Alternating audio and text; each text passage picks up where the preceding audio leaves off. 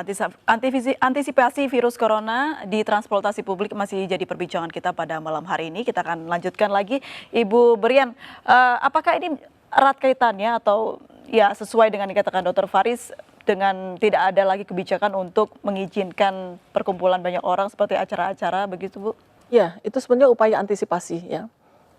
Kita memang perlu waktu lebih awal untuk mempersiapkan masyarakat. Ya. Apalagi tipikal orang kita ini kan senang berkumpul, senang ngobrol, senang jalan-jalan begitu.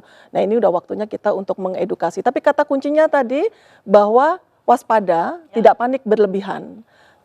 Nah, tapi kan kita juga tidak boleh menganggap enteng persoalan ini. Sehingga semakin baik kita bisa mempersiapkan diri, kalau kita tahu risiko yang akan terjadi, kemudian tahu bagaimana cara untuk mencegahnya, maka itu merupakan persiapan yang baik. Dan itu merupakan yang kemudian kita sebut sebagai communication risk. Ini PR kita sedang dorong untuk perbaiki, tingkatkan juga, mudah-mudahan ini bisa masif ya kita menyampaikan pesan-pesan ini.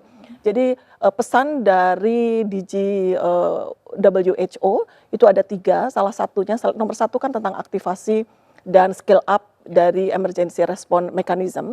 Yang kedua itu adalah communication risk, artinya mengkomunikasikan risiko-risiko yang terjadi kepada masyarakat dan juga mengedukasi juga bagaimana untuk mencegahnya. Dan kemudian yang terakhir adalah melanjutkan apa yang sudah kita lakukan, menemukan kasus, kemudian melakukan pemeriksaan, isolasi tadi yang disebut sama Dr. Faris tadi, kemudian mengobati, kemudian melakukan kontak tracing, balik lagi, seputaran itu dilakukan lagi. Baik. Kalau bicara soal communication risk begitu ya, banyak masyarakat yang masih tidak terlalu tahu begitu. Dokter bisa dikomunikasikan apa saja risiko yang bisa kita terima kalau misalnya kita terkena virus COVID-19 ini? Baik, terima kasih. Jadi risiko itu memang bergantung pada karakteristik subjek.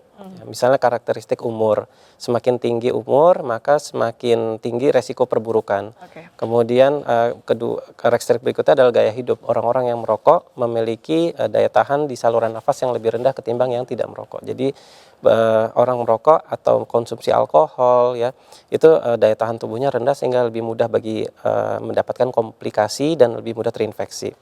Kemudian ada juga yang berhubungan dengan komorbid, jadi penyakit penyerta seperti penyakit jantung, diabetes maupun tumor atau orang yang rutin cuci darah ya akibat penyakit ginjal kronik itu kan berhubungan dengan penurunan daya tahan tubuh. Jadi itu adalah beberapa faktor risiko yang bisa meningkatkan terinfeksi. Ya. Tapi pada akhirnya kita melihat pola penyebab kematian pada orang-orang COVID ini sebetulnya biasanya shock sepsis, kemudian apa yang kita sebut sebagai acute respiratory distress syndrome, jadi sindrom akut pernafasan yang manifestasi klinisnya ada gagal nafas. Kemudian juga ada beberapa yang berakhir dengan meningitis. Jadi itu adalah natural course of disease yang biasa kita temui pada penyakit COVID. Baik, apakah gejala yang ditimbulkan dari pasien yang positif corona itu juga menandakan keparahan dari tertularnya virus begitu, Dok? Ya. Jadi memang betul semakin tinggi viral load maka semakin tinggi respon inflamasi atau sistem pertahanan tubuh kita berespon dengan sangat lebih masif gitu ya. Dan kadang-kadang respon pertahanan tubuh kita bisa positif buat tubuh tapi bisa damaging juga buat bisa menyebabkan tissue injury ya, cedera organ gitu. Jadi pada akhirnya semakin tinggi tingkat konsentrat atau partikulat virus yang terinhalasi semakin berat derajat. Cuman di sini kita harus sadar bahwa case fatality rate itu tidak seragam untuk lintas umur. Selama ini saya memang cukup menyayangkan terlalu kita mensimplifikasi case mortality rate dengan angka 3,6%. Padahal data yang kita punya sebetulnya orang-orang di atas 60 itu angka kematiannya resikonya 21,6%. 21,6. Ya, jadi memang kalau di lintas umur kelihatannya sepele, tapi untuk orang-orang yang umur di atas 60 atau ada penyakit awal di organ paru itu resiko kematiannya 21,6%. Sehingga makanya kita sebetulnya lebih kuat untuk anjuran self isolation pada manula yang sehat. Orang manula tanpa gejala self isolation. Karena tingkat resiko perburukannya ketika sekali aja terinfeksi itu lebih sulit diprediksi ketimbang yang Tanpa gejala. ya. Makin sulit mendeteksinya dong dokter kalau tanpa gejala. Kita pukul rata jadinya kan. Manula. Oke, gini berarti Manula tanpa gejala dengan gejala aja sudah pasti dia harus self isolation, maka manula tanpa gejala dia self isolation. jadi proteksi ya ini Iya. jadinya proteksi manula ya. Ya, karena sekali lagi kita tidak bisa mempertahankan gaya kita yang lama waktu statusnya masih epidemi. Ini udah pandemi, tingkatan tertinggi, tidak ada lagi level di atas pandemi. Jadi ini konsekuensinya kita harus scale up. Jadi pemerintah di seluruh negara sudah memberikan contoh. Kita sudah lihat ada beberapa negara yang sangat cepat sekali, travel ban-nya cepat, kemudian isolasinya cepat, seperti yang diperlihatkan oleh Selandia Baru, seperti yang dilihatkan oleh Vietnam. Dan sekarang mereka sangat menekan, baik kan Vietnam itu tetangganya RRC, tapi mereka angkanya sangat rendah.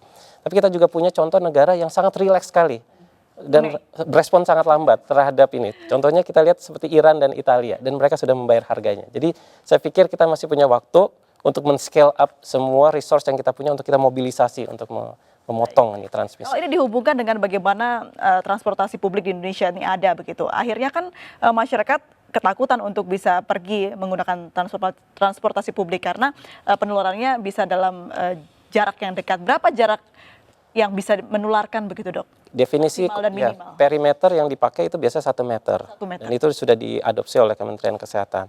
Tapi memang gini, kalau kita sedikit meristrik, kelihatannya kita akan secara ekonomi mungkin akan turun. Oke. Tapi kita bisa memperpendek durasi pandemi ini sehingga ekonomi kita bisa rebound. Jadi kedengarannya kita memang sedikit lebih rigid. Oke, Pak Ya. Kamal, kalau di kereta nggak mungkin 1 meter dong jaraknya ya. Per penumpang biasanya berapa Pak rata-rata?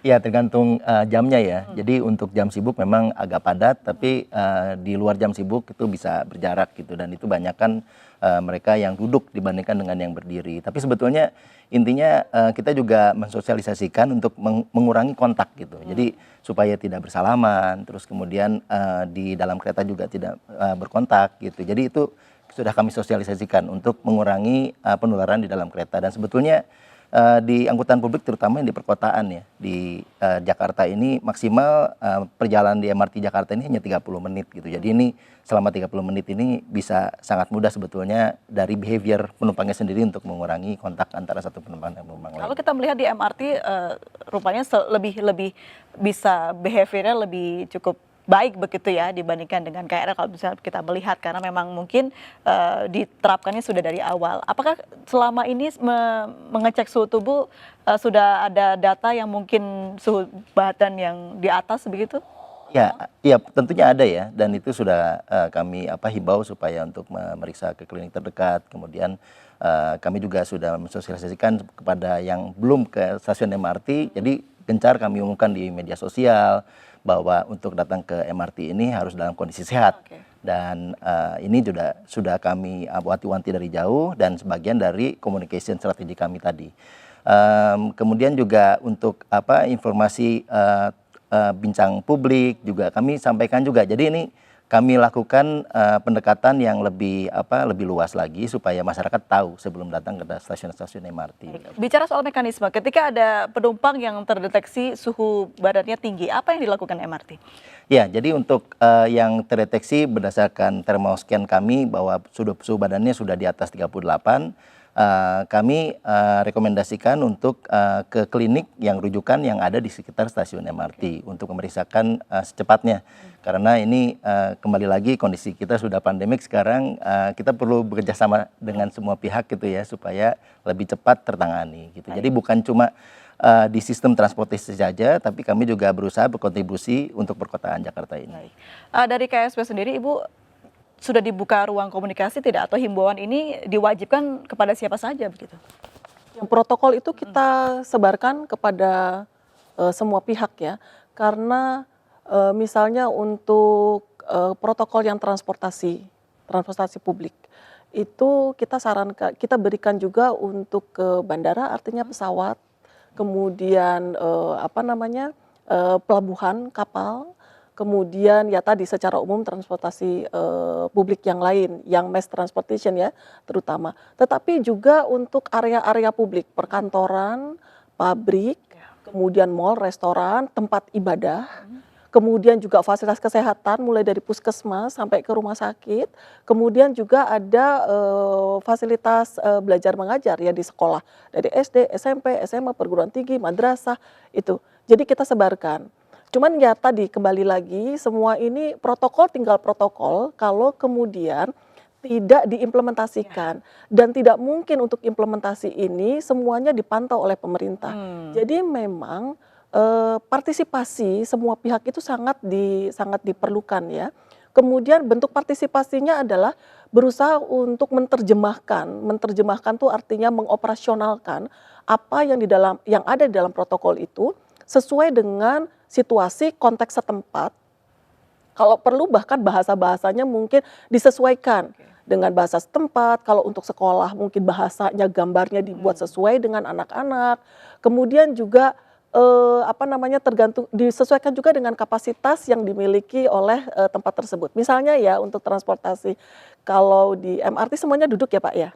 Nggak semua. Ada yang berdiri. juga. Nah misalnya berdiri orang pegang itu kan juga ya resiko tempat penularan. Di pesawat kita nggak ngomong itu. Nah hal-hal seperti itu ada penyesuaian yang harus dicermati oleh masing-masing perusahaan, masing-masing alat transportasi ini. Kalau bicara soal pengawasan, sampai di mana pemerintah mengawasi kebijakan ini atau protokol ini? Ya, kemarin itu kami dari tim KSP, teman-teman saya keliling ke beberapa tempat, kita masih konsentrasi di Jabodetabek untuk melihat bagaimana sebetulnya situasinya, kesiapannya seperti apa. Saya belum review ya, karena baru selesai kemarin. Nanti sore rencananya baru akan kami lihat dan kami bicarakan.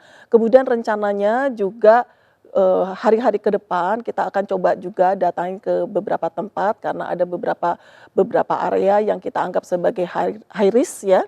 Itu ada provinsi-provinsi atau kota, biasanya ibu kota provinsi yang high risk, itu mungkin akan kita datangi, bisa jadi tidak semua acak, nanti tergantung kesepakatannya akan seperti apa. Tetapi ini sifatnya rapid assessment, bukan evaluasi, kita hanya mau melihat situasinya dan apa yang bisa ditingkatkan. Baik, Ibu sudah masuk 2 hari dinaikkan jadi pandemik begitu ya, apakah ada perubahan dari protokol yang disiapkan oleh pemerintah? Sebetulnya protokol itu, kalau protokolnya masih sama, tetapi kita juga mengembangkan instrumen untuk melihat tadi bagaimana protokol itu dilakukan. Dan di dalam instrumen yang kita siapkan bukan saja untuk melihat secara supply, ketersediaan sudah melakukan tik ini saja, tapi juga lihat compliance-nya gitu. Misalnya ya, ada hand sanitizer dispenser. Kemudian ada poster tentang cuci tangan, tapi kita lihat tapi nggak ada tuh yang mempergunakan gitu kan. Nah, itu kan compliant. Ada termogan yang disediakan di situ. Tapi kayaknya kok nggak semuanya ya diperiksa misalnya. Atau antriannya, kita bikin antriannya kan aturannya tuh 1 meter tuh. Antrian kedua, tadi kalau gambar tadi tuh masih belum. Nah, kayak gitu-gitu itu compliant. Jadi itu juga yang kita lihat. Tapi sekali lagi bahwa bukan dilihatnya, bukan asesmennya, tetapi bagaimana kemudian ini dilaksanakan dan dipatuhi dan untuk peningkatan. Tujuannya adalah untuk meningkatkan. Baik. Dr. Faris, apa sih disinfektan yang tepat begitu yang bisa disemprotkan ke tempat-tempat publik transportasi yang mungkin bisa berlaku lama? Ya, secara umum virus corona ini akan mati dengan konsentrasi alkohol di atas 70%. Tetapi kita lihat banyak juga tempat umum mungkin dia disinfektannya berbasis klorhexidin. Nah, sedangkan kita tahu klorhexidin ini sebenarnya tidak mematikan coronavirus. Jadi memang perlu dilihat lagi ingredients-nya. Walaupun dia misalnya ada campuran klorhexidin, tetapi selama dia alcohol based dan tetap dipertahankan di atas 70%, maka itu bisa sangat efektif untuk membunuh si virus. Sekali lagi ini kan kita bicara RNA ya, RNA virus. Harusnya memang dia lebih fragile ketimbang yang DNA yang rantai ganda. Nah, kemudian juga kita ada surat edaran ya dari Badan POM mengenai bagaimana membuat hand sanitizer. Tetapi ini sekali lagi bisa sebetulnya diadopsi untuk perusahaan-perusahaan yang menyediakan yang berhubungan dengan banyak manusia dalam satu hari. Dan sebetulnya komponennya nggak terlalu rumit. Misalnya alkohol 98%, gliserol, kemudian hidrogen peroksidase sama air matang. Tetapi untuk pembuatannya ini tidak bisa dilepas kepada si penumpang langsung. Tentunya ini harus memang dibuat dalam skala harus ada glass scale-nya, kemudian harus ada pengaduknya dan ada pelindung berupa hand glove ketika membuat. Jadi untuk perusahaan seperti MRT, kalau misalnya krisis hand sanitizer, sebaiknya menggunakan surat edaran dari Badan POM tentang panduan membuat hand sanitizer.